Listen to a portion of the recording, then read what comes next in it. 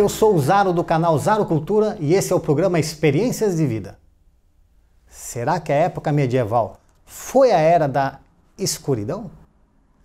Para falar sobre esse tema e também sobre o patrimônio cultural, temos aqui conosco hoje o professor Lucas Augusto. Lucas é historiador, licenciado em História pela PUC-Paraná, especialista em políticas públicas, mestre e doutorando em História Medieval pela Universidade Federal do Paraná e membro pesquisador do Núcleo de Estudos Mediterrâneos da UFPR. É um prazer ter você aqui.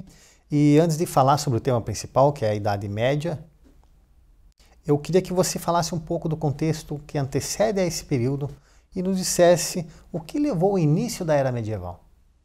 Bom, para a gente entender como que se deu o início, né, do período medieval, é muito importante que a gente comente um pouco sobre o período de transição que a antecedeu, ou seja, o período da Antiguidade Tardia, que se estendeu aproximadamente do século II até o século VIII, né, depois de Cristo. Foi nesse período da Antiguidade Tardia que os principais aspectos característicos da Idade Média se desenvolveram e deram as feições específicas para o período medieval, né? Por exemplo, a ruralização da sociedade, o enfraquecimento do poder central, a clericalização, mudanças de pensamento, o desenvolvimento das relações de dependência pessoal e fidelidade. Todos esses aspectos se desenvolveram ao longo da Antiguidade Tardia e seriam eles, então, que dariam as feições características do período medieval que nós comumente conhecemos. E por que dizem Idade Média?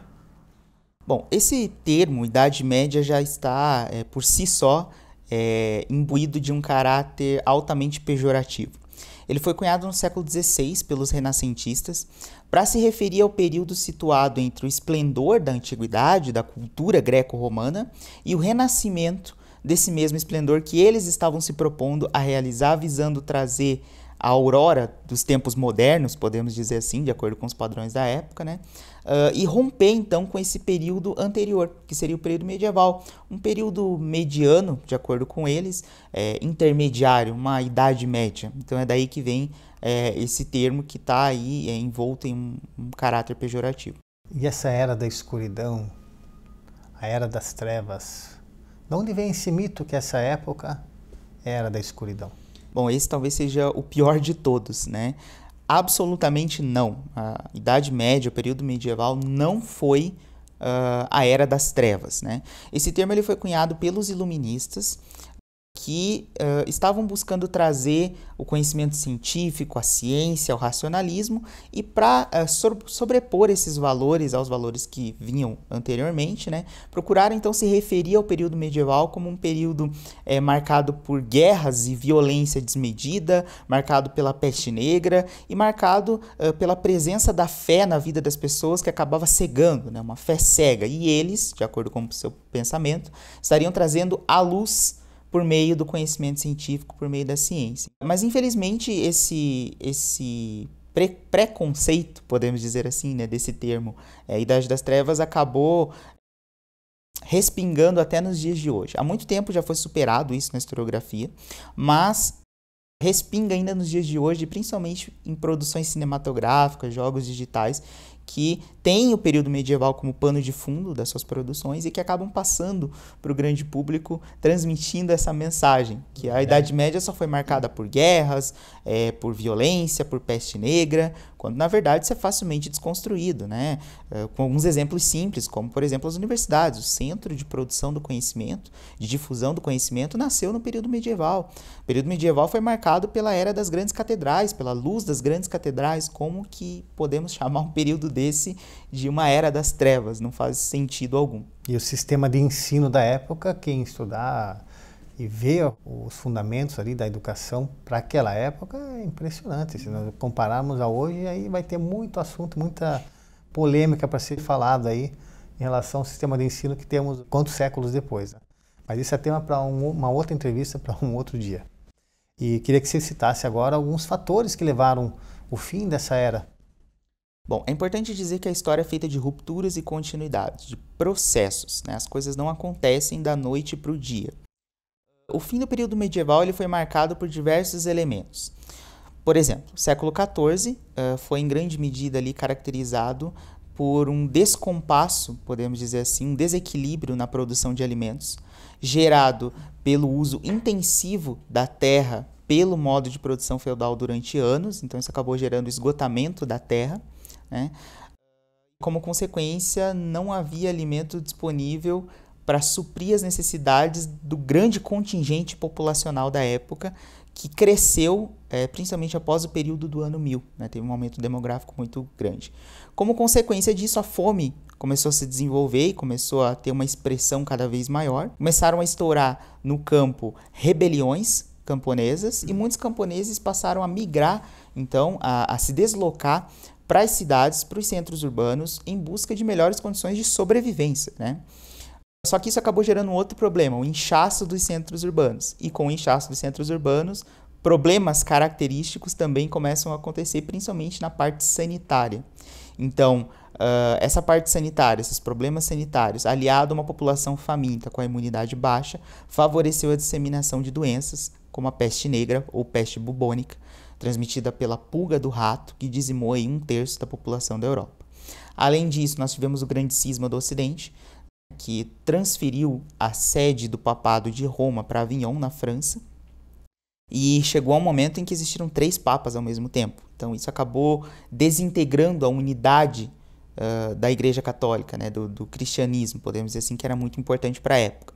Tivemos também a Guerra dos 100 Anos, entre França e Inglaterra, que fomentou ali o fortalecimento das monarquias nacionais e abriu as portas para o absolutismo monárquico, e também o evento que talvez é tido como marco do fim da Idade Média, mas é muito complicado estabelecer datas, porque desconsidera as transições, os processos, né? Que foi a queda de Constantinopla, né, pelos turcos otomanos, a conquista de Constantinopla em 1453, que alterou toda a dinâmica comercial do Mediterrâneo e fez com que alguns reinos, principalmente Portugal e Espanha, buscassem outras alternativas, buscassem outras rotas comerciais.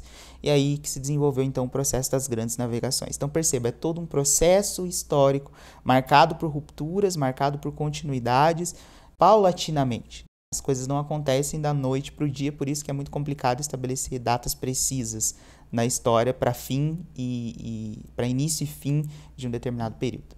Temos como um ícone de símbolo dessa época Notre Dame, a Catedral de Notre Dame. E eu queria saber a tua opinião sobre o impacto que houve no incêndio que ocorreu no início de 2019 e qual a importância que tem essa catedral para o mundo ocidental. Vamos lá. A Catedral de Notre Dame de Paris talvez seja uma das maiores representantes de um dos grandes estilos arquitetônicos do período medieval, que foi o gótico. Basicamente, no período medieval tiveram 2 estilos arquitetônicos que tiveram maior expressão, o gótico e o românico. O românico ele era caracterizado por construções erguidas num sentido mais horizontal, podemos dizer assim, né, numa orientação mais horizontal, com o uso do arco romano, que não suportava, não distribuía muito bem o peso do teto dessas construções, então necessitava de paredes bem grossas que dificultava a adição de janelas, então a iluminação interna era péssima, né? Então essas construções, essas abadias românicas, construídas em estilo românico, eram como verdadeiras fortalezas. Você olha e você acha que é um castelo, né? Uma verdadeira fortaleza mesmo. O gótico rompeu um pouco isso com a descoberta do arco ogival. O arco ogival ele permitia uma distribuição melhor do peso do teto das construções, possibilitando paredes mais finas e a verticalização. Então passou-se a ter construções mais altas, como as grandes catedrais, além de janelas maiores, com paredes mais finas, possibilita então janelas maiores, com aqueles vitrais ornamentados, as grandes rosáceas, né, que são bem características, né?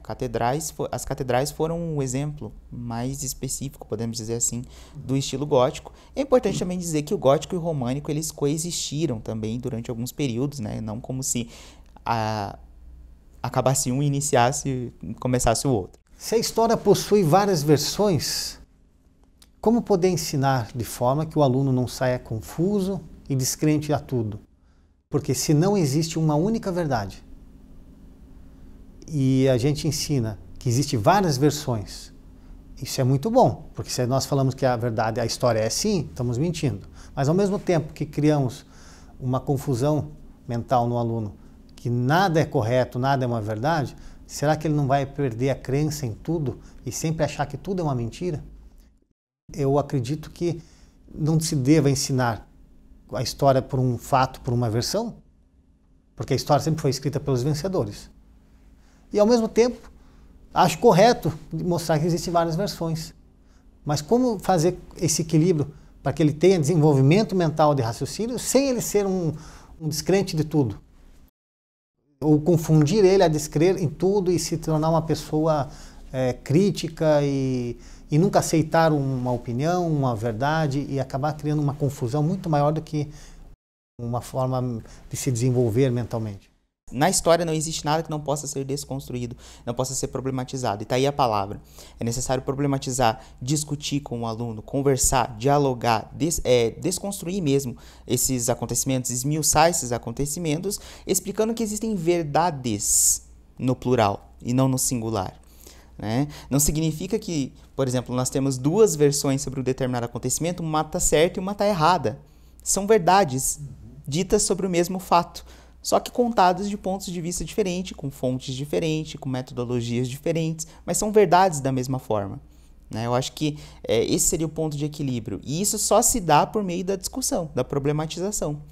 Porque se você passa isso de forma crua, de forma cristalizada, pode acontecer um desses dois extremos que você comentou. Ou o aluno achar que nada é verdade, que não existe nada e que passe a descrer de tudo, ou ele acreditar que existe uma que é absoluta e que é essa correta.